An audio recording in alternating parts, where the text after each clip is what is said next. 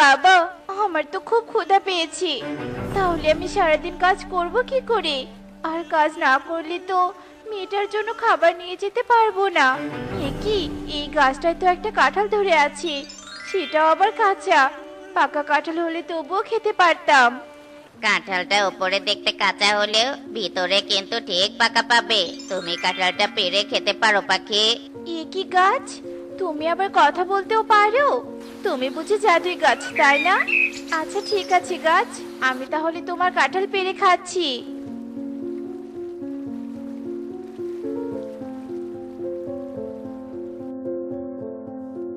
গাছ, তোমাকে অনেক ধন্যবাদ আমাকে তোমার ফল খাইয়ে ক্ষুধা নিবারণ করার জন্য। এখন মেয়েটার জন্য কিছু খাবার নিয়ে যেতে পারলে অনেক ভালো লাগতো। এ কথা বলার সাথে সাথে সেখানে এক ঝুড়ি খাবার চলে আসে।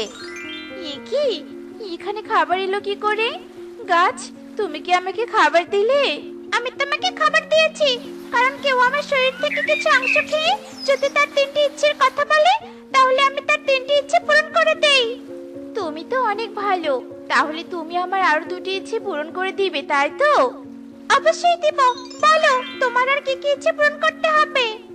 তুমি আমার মতো উড়বে, আর আমার সাথে আমার বাড়িতে গিয়ে আমার মেয়ের সাথে থাকবে, কারণ আমার মেয়ে একা বাড়িতে থাকতে খুব ভয় করে। তুমি ওর পাশে থাকলে আমি সন্ধ্যা পর্যন্ত পাখিদের কাজ করতে পারবো। আর সন্ধ্যা পর্যন্ত কাজ করলে তোমার খাবারের কখনো অভাব হবে না। আচ্ছা ঠিক আছে, তাহলে আমাকে নিয়ে তোমার বাড়িতে চলো। এরপর টুনি কাঁঠালকে নিয়ে তার বাড়ির উদ্দেশ্যে রওনা দেয়, আর দুজন উড়তে উড়তে বাড়িতে চলে আসে। হ্যাঁ, তুমি আজ কাজে যেতে না যেতে খাবার আর কাঁঠাল নিয়ে আসলে যে, এত টাকা তুমি কোথায় পেলে না বলো তো শুনি? তারপর টুনি টুকিকে সব কথা খুলে বলে, আর সব শুনে টুকি ভীষণ খুশি হয়ে যায়। কাঁঠাল, তুমি অনেক ভালো। তাহলে আমি তোমার শরীরের কিছু অংশ খেয়ে তোমাকে তিনটে ইচ্ছে পূরণ করতে বলবো। আচ্ছা ঠিক আছে, খেতে পারো।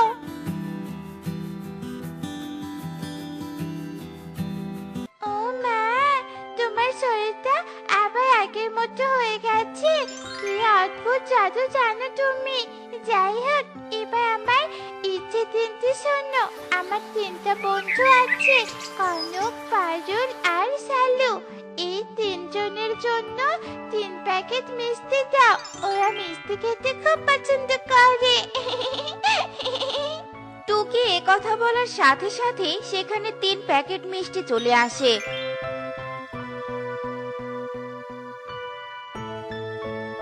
আর মিষ্টিগুলো নিয়ে টুকি কনকের বাড়িতে চলে যায়।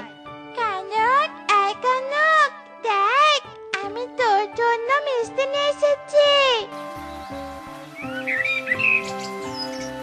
ও মা, সত্যি তো তুই মিষ্টি এনেছিস? তা তোরা মিষ্টি কেনার এত টাকা কোথায় পেলি রে টুকি? নিশ্চয়ই তোর মা চুরি করে এনেছে, তাই না? যাদের নিজের খাবার কেনার মতো টাকা নেই, তারা আবার অন্যকে মিষ্টি কিনে দিবে? এইটুকি সত্যি করে বল, কোনো ডাস্টবিন থেকে পচা মিষ্টির প্যাকেট তুলে আনিসনি তো? না কাকুলি মাসি, তুমি যা ভাবছো আসলে তা নয়। তারপর টুকি কাকুলিকে সব কথা খুলে বলে, আর সব শুনে কাকুলির মনে লোভ হতে থাকে। ও, এই ব্যাপার। ভালোই হয়েছে, আমরা কোনো বিপদে পড়লে ওই কাঁঠালের কাছ থেকে সাহায্য নিতে পারবো। হ্যাঁ মাসি, তুমি ঠিক বলেছো। আচ্ছা ঠিক আছে, আমি তাহলে এখন আসি। এই 2 প্যাকেট মিষ্টি পারুল আর সালুকে দিতে হবে। আমি কি শুনলাম, জাদুর কাঁঠাল নাকি ইচ্ছে পূরণ করে? তাহলে আজ আমি ওই জাদুর কাঁঠালটা আমার বাড়িতে নিয়ে আসব, আর আমার ইচ্ছেগুলো পূরণ করব।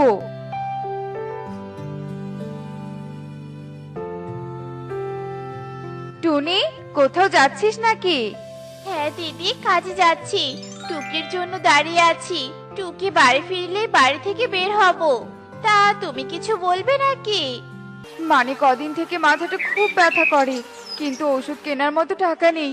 শুনলাম তোর কাছে জাদুর কাঁঠাল নাকি ইচ্ছে পূরণ করে, তাই বলি আমাকে মাথা ব্যথার ওষুধটা নিয়ে দিতে পারবি? আচ্ছা ঠিক আছে, তুমি এখানে দাঁড়াও, আমি এক্ষুনি ওষুধ নিয়ে আসছি।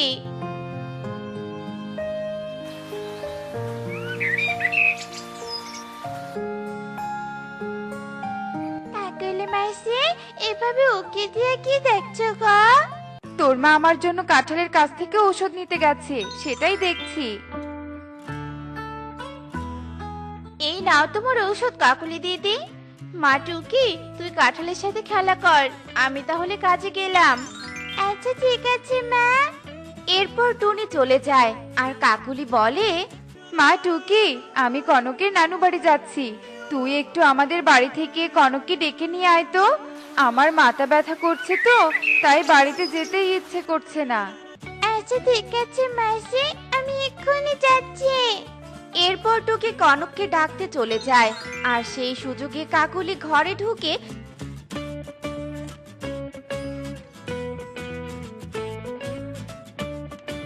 কাঁঠাল খেয়ে তাড়াতাড়ি কাঁঠালকে নিয়ে বাড়ি থেকে বেরিয়ে যায়।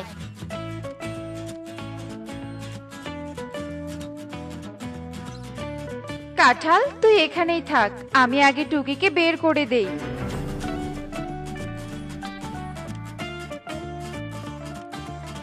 টুকি, আমি আর কনকের নানু বাড়ি যাব না, তুই এখন বাড়িতে চলে যা।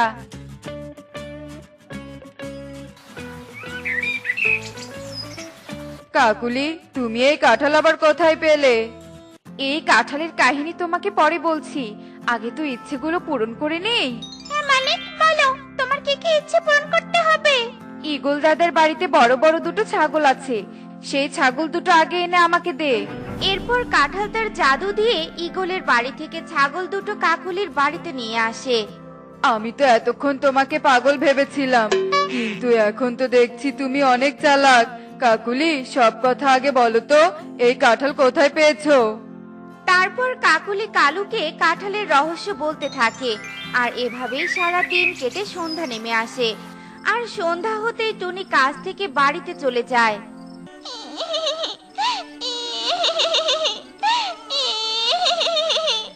কিরে মা, তুই ভাবে কাঁদছিস কেন? কি হয়েছে বল আমাকে। মা, আমাদের কাঁঠালটা হারিয়ে গেছে। কি বলছিস এসব? কাঁঠাল আবার কোথায় হারিয়ে গেল? চল তো দেখি ওই গাছের কাছে যাই।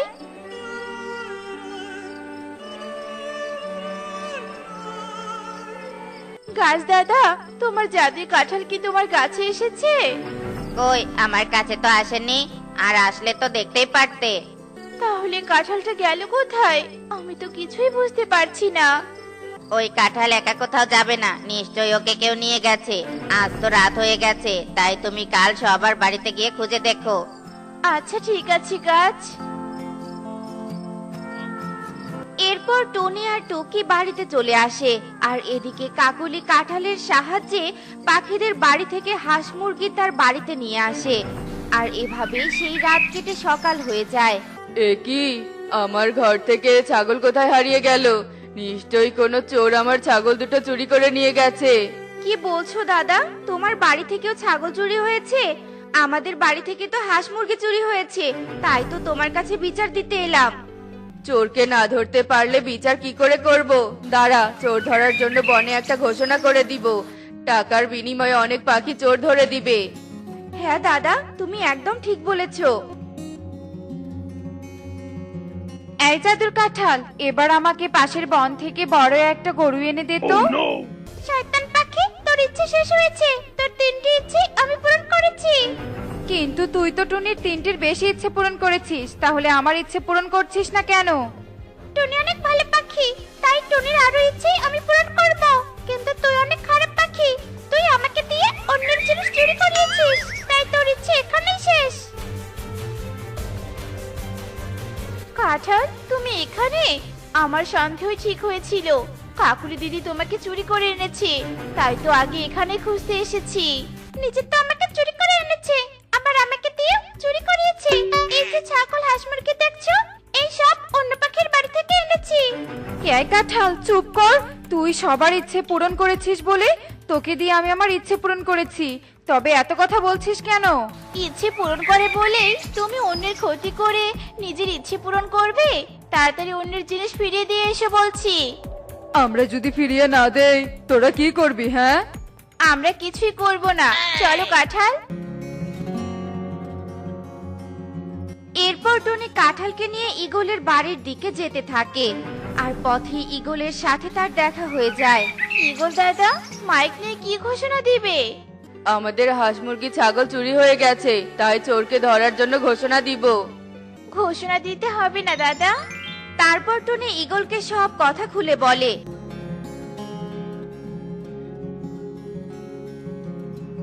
আর সব শুনে ঈগল সুখী হটিয়ে লাঠি নিয়ে কালুর বাড়িতে চলে যায়। এই চোর কালু কাকুলি, তোরা এক্ষুনি বন থেকে চলে যা বলছি, নয়তো তোদের বাড়িতে এক্ষুনি আগুন ধরিয়ে দিব। না না দাদা, আগুন দিও না, আমরা আমাদের প্রয়োজনীয় জিনিসপত্র নিয়ে এক্ষুনি বন ছেড়ে চলে যাব।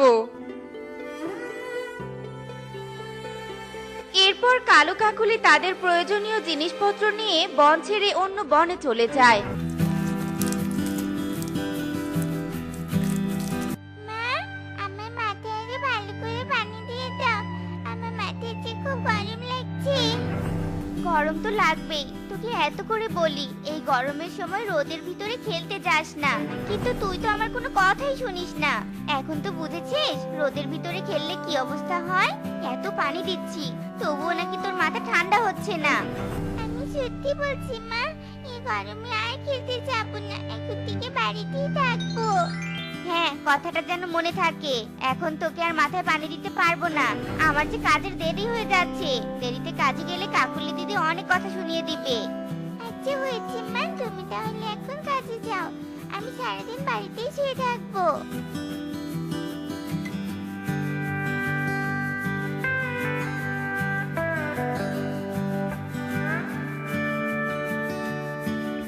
এসেছিস?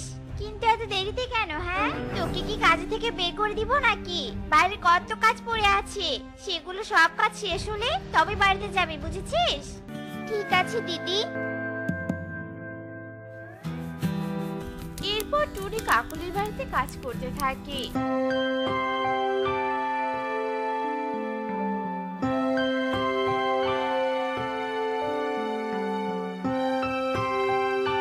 আর সারাদিন কাজ শেষ করে বিকেলে বাড়িতে চলে আসে। আর এভাবে সেই দিনটি কেটে যায়। পরের দিন সকালবেলা মা টুকি, কালকের মতো আজকেও তুই বাড়িতে থাকবি কেমন? আমি কাজে গেলাম। মা মা, আজকে তোমার সাথে আমাকেও একটু নিয়ে যাও না, আমার যে একা একা বাড়িতে থাকতে একদম ভালো লাগে না। আচ্ছা, যেতে যখন চাইছিস চল তাহলে।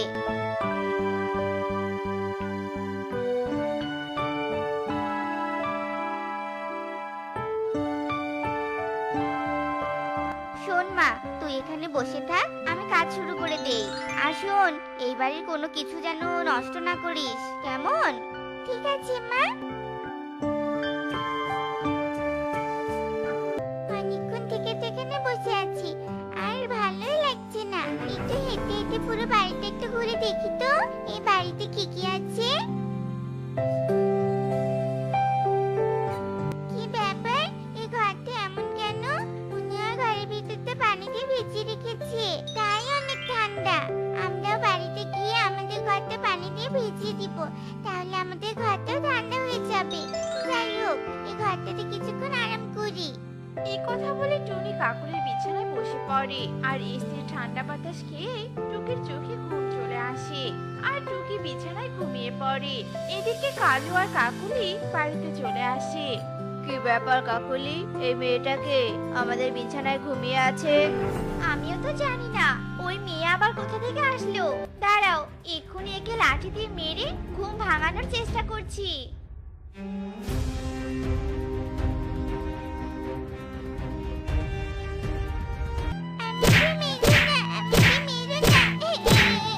মারবো না তো কি করবো? এত বড় সাহস, আমাদের বাড়িতে এসে আবার আমার ঘরে ঢুকে বিছানায় শুয়ে আছিস?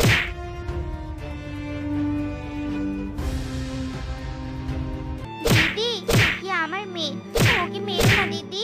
মা টুকি, তুই বিছানায় কেন ঘুমাতে গেছিস? তোকে না রান্নাঘরে বসে থাকতে বলেছিলাম? মা, এই ঘরটা অনেক ঠান্ডা, তাই আমি এই ঘরে বসে আরাম করছিলাম, কিন্তু কখন যে ঘুমিয়ে পড়েছে বুঝতেই পারিনি। মহারানী আরাম করছিল, শখ কত আমাদের এসি ঘরে থাকার। শোন, গরিব হয়ে জন্ম নিয়েছিস, আবার ঠান্ডা ঘর খুঁজিস? আমরা অনেক ধনী, তাই আমরা ঘরে এসি লাগিয়েছি। তোদের মতো গরিবরা কখনো এসি লাগাতে পারবে না, তাই তোদের গরমেই থাকতে হবে। এখন যা যা এখান থেকে। টুনি, আজকে তোর মেয়েকে ক্ষমা করে দিলাম, কিন্তু মনে রাখিস আর কোনোদিনও তোর মেয়েকে আমার বাড়িতে নিয়ে আসলে তোকে কাজ থেকে বের করে দিব, এই বলে দিলাম আমি। ঠিক আছে দিদি, এই কথা দিচ্ছি আর কোনোদিন আমার মেয়েকে তোমাদের বাড়িতে নিয়ে আসবো না। চল মা টুকি, বাড়িতে চল।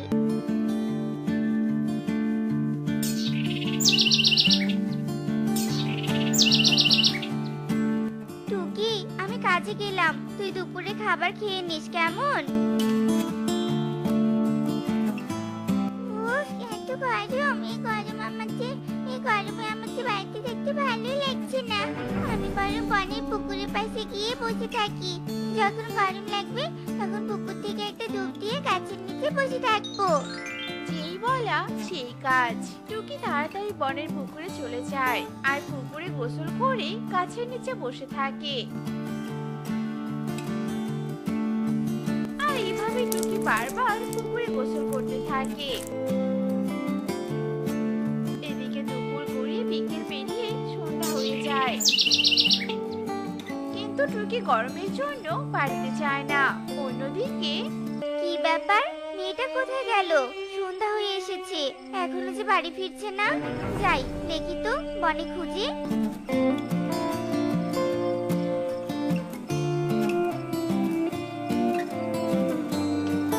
মা টুকি, তুই এখানে?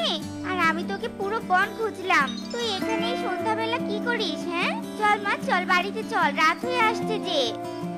আমি বাড়িতে যাবো না, বাড়িতে আমার অনেক গরম লাগে, এখানেই ভালো লাগছে। যখনই গরম লাগে তখনই আমি পুকুর থেকে গোসল দিয়ে আসি। আমি রাতেও এখানেই থাকবো মা। তোমার মেয়ের গরমের কষ্ট দেখে আমি তোমাদের সামনে না এসে পারলাম না। চিন্তা করো না টুকি, আমি তোমাদের ঘর ঠান্ডা রাখার ব্যবস্থা করছি। এই নাও এসি, এটি ঘরে লাগালে ঘরের ভিতর ও বাড়ির আশেপাশে ঠান্ডা হয়ে যাবে। জলপুরি, তুমি সত্যি বলছো আমাদের ঘরে ঠান্ডা থাকবে? ইয়ে, কি মজা কি মজা, আমাদের ঘরে এসি থাকবে আর গরম লাগবে না। জলপুরি, তোমাকে অনেক ধন্যবাদ, আমার মেয়েকে গরমের হাত থেকে বাঁচালে তুমি। চল মা, এবার এসি নিয়ে বাড়িতে যাই।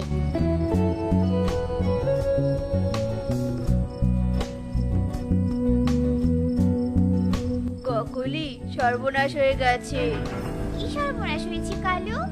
আমি আসার সময় দেখলাম টুনি আর তার মেয়ে এসি নিয়ে বাড়ি যাচ্ছে। টুনি তো অনেক গরিব, আমাদের বাড়িতে কাজ করে সংসার চালায়, তাহলে এসি কেনার টাকা কোথায় পেলো? আমার তো মনে হয় আমাদের আলমারি থেকে আবার টাকা চুরি করেনি তো। হ্যাঁ, সেটাও তো হতে পারে, দাঁড়াও আমি এক্ষুনি দেখছি। কাকুলি, আমাদের টাকাগুলো তো সব ঠিক আছে, তাহলে টুনি এসি কিভাবে কিনলো? আমিও তো সেটাই ভাবছি। আচ্ছা, আমি তাহলে টুনির কাছে যাই আর সবটা শুনে আসি।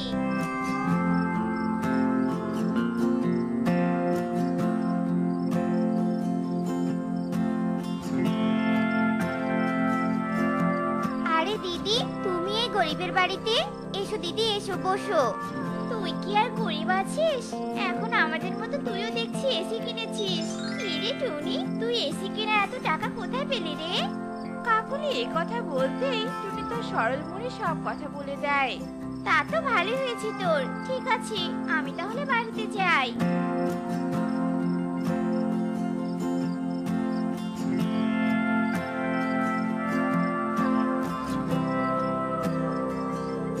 কালু, তুই এসির সব রহস্য জেনে গেছি। এরপর কাকুলি টুনির কাছে শোনা সব কথা কালুকে বলে।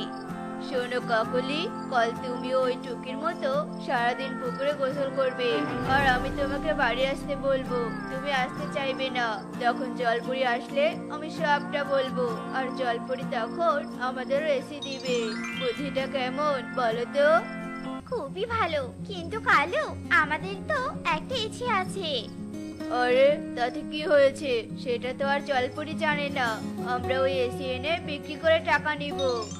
এরপর সেই রাত কেটে যায় আর পরের দিন কাকুলি সেই পুকুরে চলে যায় আর কিছুক্ষণ পর পর গোসল করতে থাকে। এইভাবে সন্ধ্যা হয়ে যায়। আর সন্ধ্যায় কালু সেখানে যায়। কাকুলি, সন্ধ্যা হয়েছে তো, বাড়িতে চলো। না না কালু, আমি বাড়িতে যাব না, বাড়িতে অনেক গরম লাগে। জলপরি, তুমি এসেছো? দেখো না, আমার বউ গরমের জন্য বাড়িতে যাচ্ছে না। এখন আমি কি করব? তুমি বলে দাও জলপরি। আমি সব বুঝেছি, তোমাদের এসি লাগবে তাই না? এই নাও এসি, এটি নিয়ে বাড়িতে লাগাও, তাহলে আর গরম লাগবে না। জলপরি, তোমাকে অনেক ধন্যবাদ গো। এসব কথা বলে কালু কাকুলি খুশি মনে এসি নিয়ে বাড়িতে চলে যায় আর তাদের ঘরে ঢুকে অবাক হয়ে যায়। কি ব্যাপার কালু, ঘরটা এত গরম হয়ে আছে কেন? এসি আবার নষ্ট হলো না তো? হ্যাঁ কাকুলি, এসি তো নষ্ট হয়ে গেছে। নতুন এসি আনতে দেখে এটা নষ্ট হয়ে গেল। দেখি, জলপরি দেয়া এসিটা দাও তো, ওটাই লাগাই। এই এসিটা তো নষ্ট হয়ে গেছে, ঘর তো ঠান্ডা হচ্ছে না গো। আমার মনে হয় কি কালু, ওই জলপরি আমাদের সাথে এমন করেছে। চলো আমরা জলপরির কাছে যাই।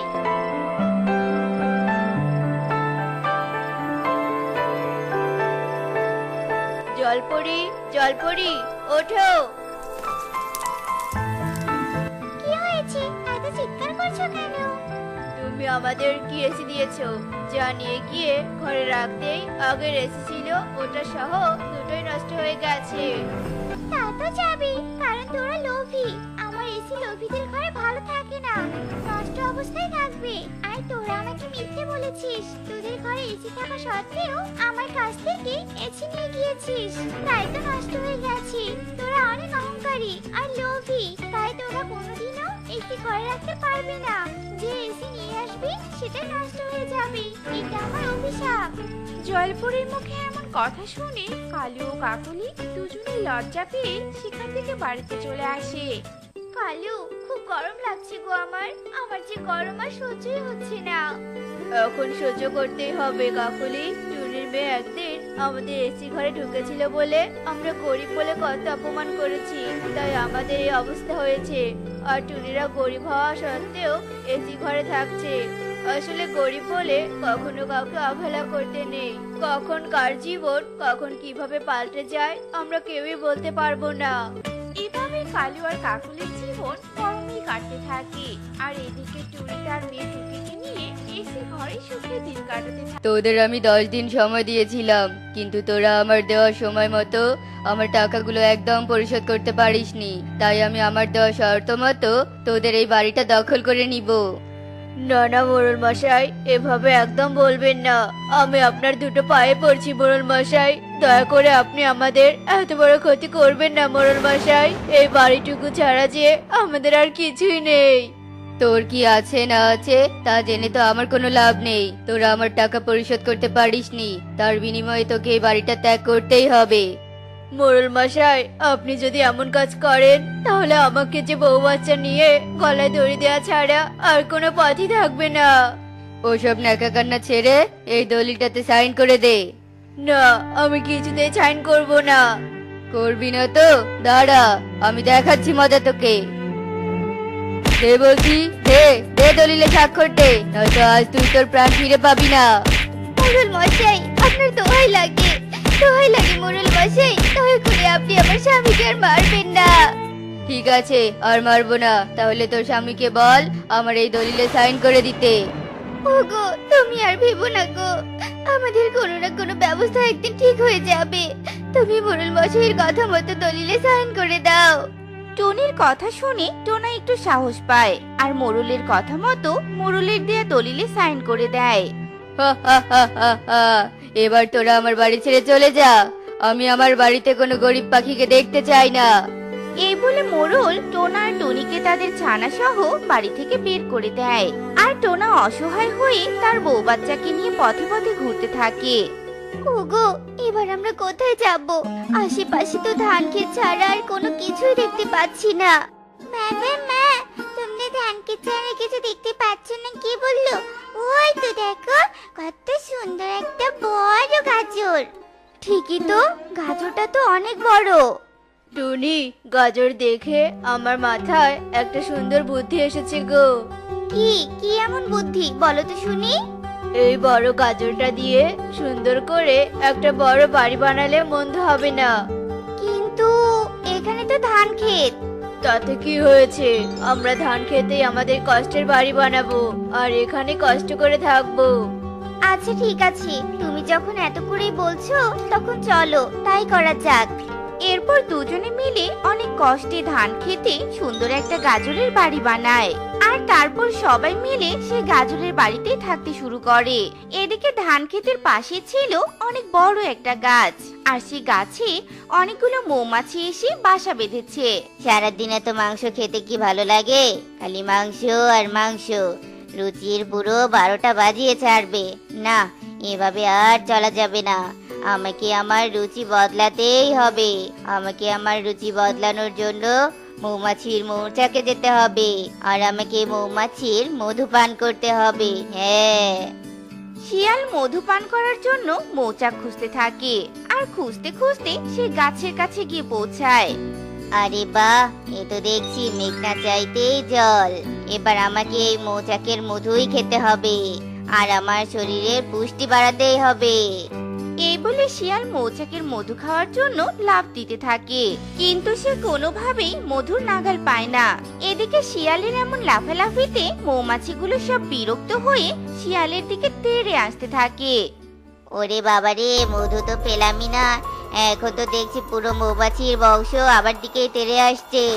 শিয়াল রে, তাড়াতাড়ি পালা, নয়তো আজ আর জীবন নিয়ে বাড়ি ফিরতে পারবি না রে।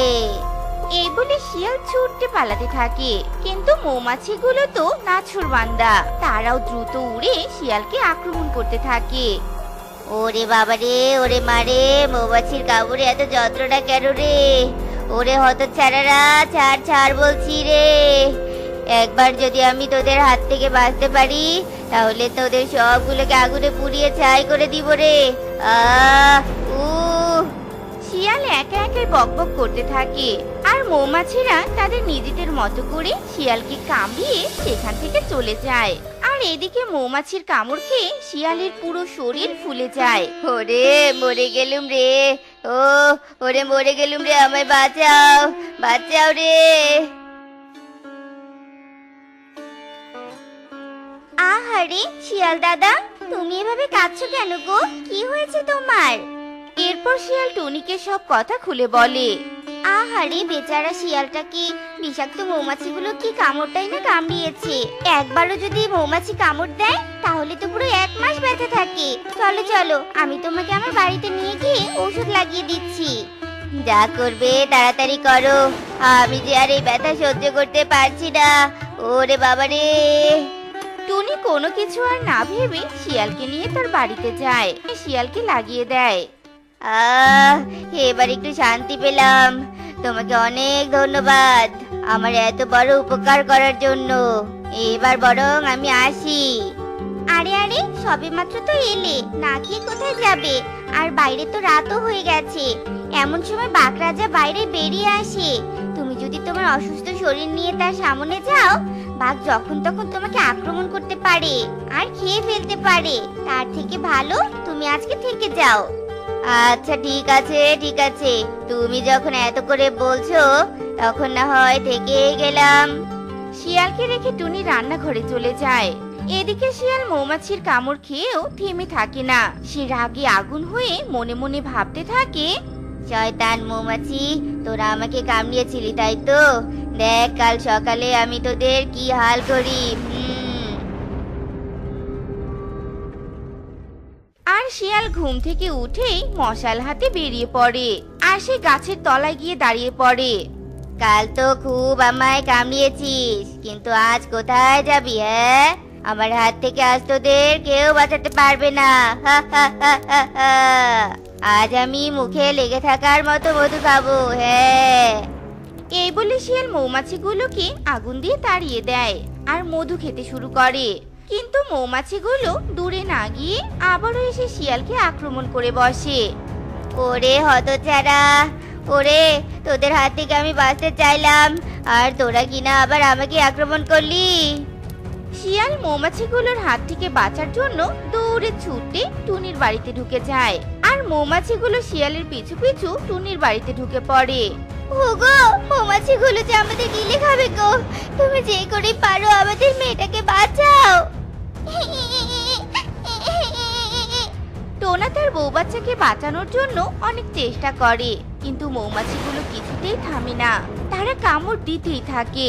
এদিকে কামড় দিতে দিতে তারা অন্য পাশে অন্যান্য পাখিদেরও আক্রমণ করতে থাকে। ওরে বাবা রে, মৌমাছি আমাদের গিলে খেলো, বাঁচাও বাঁচাও, আমাদের বাঁচাও। সবাই ছোটাছুটি করতে থাকে। এই যা, এদের তো মৌমাছিটা আক্রমণ করে আহত করে ফেলেছে। আমার তো আবার খিদেও পেয়েছে, আমি বরং এদেরকেই খেয়ে নেই। এই বলে শিয়াল একে একে তিনজনকে খেয়ে ফেলে। এদিকে জানালা দিয়ে সবকিছু ঈগল দেখে ফেলে আর উড়ে এসে বাইরে থেকে দরজা লাগিয়ে দেয় আর সবাইকে ডেকে নিয়ে আসে। এই শিয়াল, এই গাজর বাড়িতে থাকা টোনা টুনি আর তাদের ছানাকে গিলে খেয়েছে।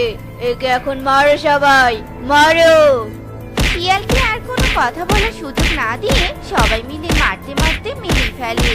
এই জন্যই উপকারের উপকার স্বীকার করে কৃতজ্ঞতা প্রকাশ করা উচিত, নয়তো মুনাফিকির কারণে নিজের জীবনও চলে যাবে। তো বন্ধুরা, আমাদের আজকের এই গল্পটি তোমাদের কাছে কেমন লেগেছে তা কমেন্টে জানাতে ভুলো না কিন্তু।